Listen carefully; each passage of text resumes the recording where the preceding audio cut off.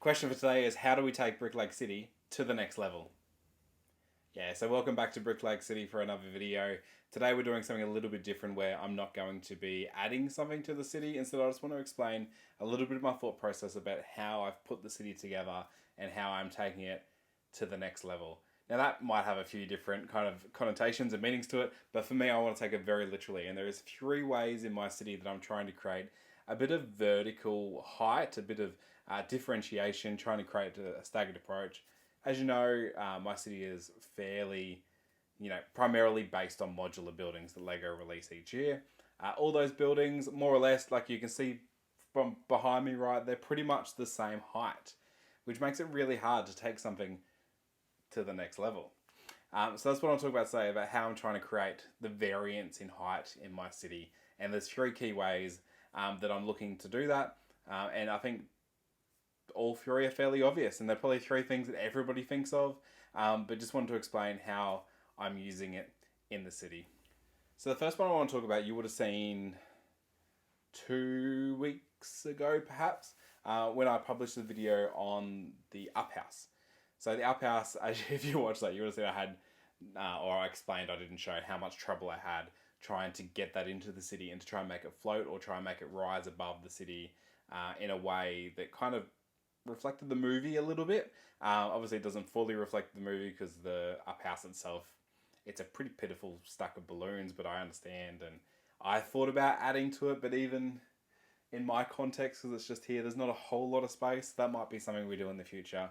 But this is the first way I've tried to create height, and it's with those clear bricks, or the translucent bricks. And you can see, I will get some close-up footage as well, but just underneath here between the roof of Sesame Street and the floor of the up house, there's some clear bricks. On the camera they show up like they're solid in a lot of ways, but that's the first way I've tried to create a bit of height. I've also used that on the far end. There's a helicopter that's got a couple of clear bricks under it as well, and that just gives the opportunity to make things look like they're flying, and it's really good if you've got something that's kind of just above height.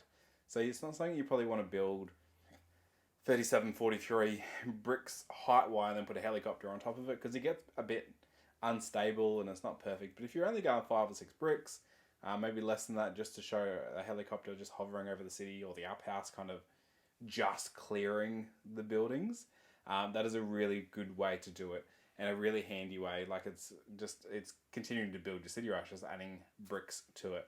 So that's the first way I've kind of done it, and you can see the impact of that behind me, and I'll put some shots in the up house. And I think that one worked well for the up house because it's a fairly large build. Like, it's not a massive house, it's not modular size or anywhere near that by comparison, but it's pretty heavy. Like, Lego isn't light, so as soon as you get something of a reasonable size, it kind of limits your options of how you're going to put it and where you're going to put it.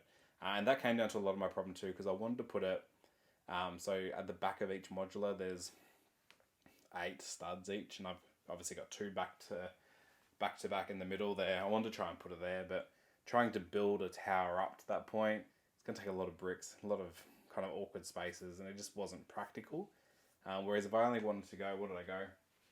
1, 2, I went 4 bricks high in the end. That was really handy for that one and seemed to work really well. So that's kind of the first option I went for to create height, is to use those clear bricks. Again, not a new idea, not my idea. Everyone is doing it, but that's the first way that I've used it in my city.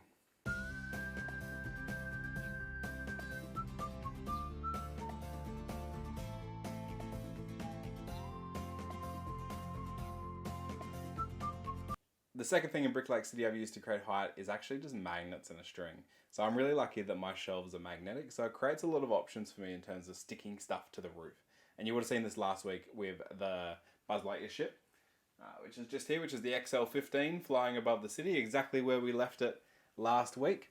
And this was really easy because I just buy magnetic hooks off Amazon. It's still got the black cotton on it. One day that'll change over to fishing line or something that's a little bit clearer.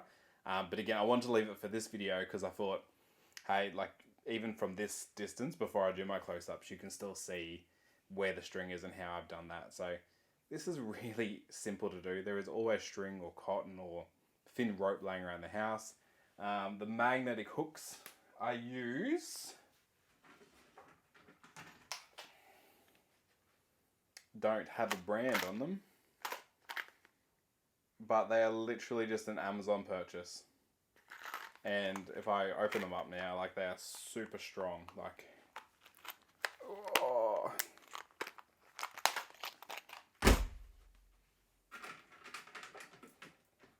Here's some I prepared earlier. Yeah, so they're just I don't know if you'll be able to see that. They're just a hook, and then they go into a base, and then they just stick to the roof. They can stick to the front. You can see here we're using it to hang a couple of key rings.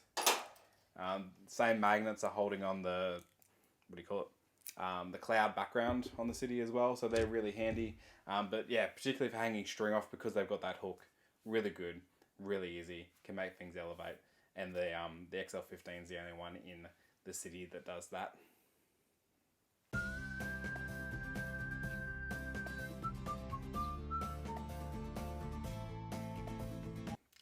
And then the third and final way that I'm in the city, and this was, I don't even know how long ago I posted that video, but when we put the Tudor corner into the city, which you can probably notice when we do some close-up shots, I still haven't changed the footpath over to match, but that is still coming. It is still a work in progress.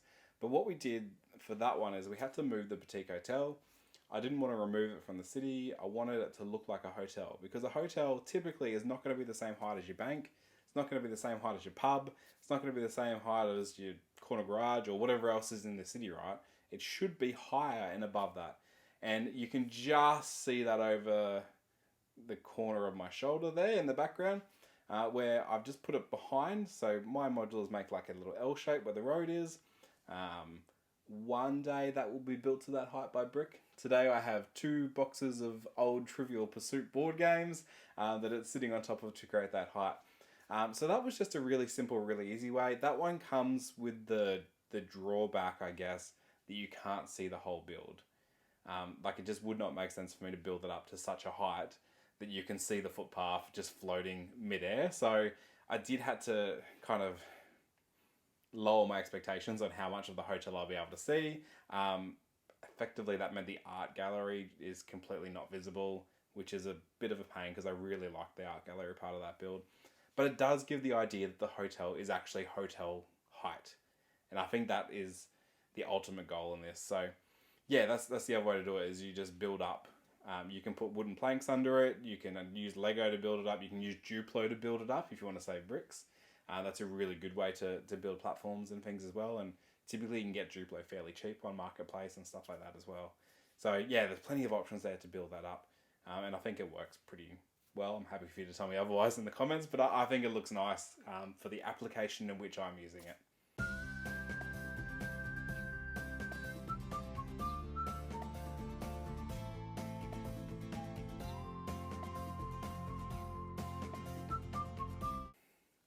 So if we just recap that quite simply, the first way that we're doing is with clear bricks. Really positive one is it's simple and easy to do, still uses Lego. Downside being is you can still see it, like it's still obvious that it's being elevated by bricks and doesn't look like it's completely floating in the air.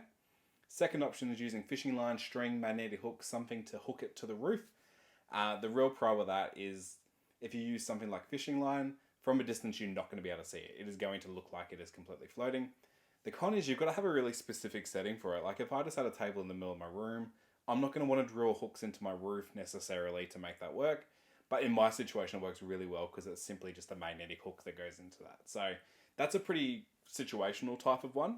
And the third one is you just lift Lego up off the ground, put it up on some books, some old board games, build a wooden platform, build a Duplo platform, whatever works for you, just to create some height. And also, the added benefit of that one for me is it allowed me to get another modular in the city.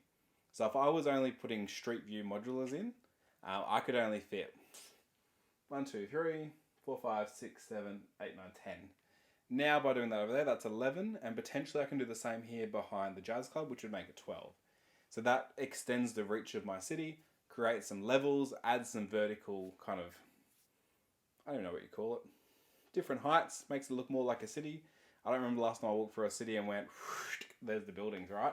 It's always up and down and up and down. You've got skyscrapers and you've got small buildings and all of that. So yeah, I think this is the way that I'm trying to achieve a bit more realism in the city, acknowledging that it's still Lego. but having different heights and different things happening in the city, and also allows me to get some pop culture stuff in there, like a Buzz Lightyear ship, which has been sitting on my pile since release day. So I'm so stoked to finally have built that and get that into the city. So that's where we're going to leave it there. If you want any, I was going to say if you want any help, I'm not the person to come to help. But if you have any questions about how I have done it, and if there is a way that will help you, please reach out, comment below. If you would like to help me, which is probably much more realistic, feel free to comment that below as well. But thanks for watching. Hopefully get another video out for you next week if work allows me to get it done. But until then, have a great time. Thanks for stopping by.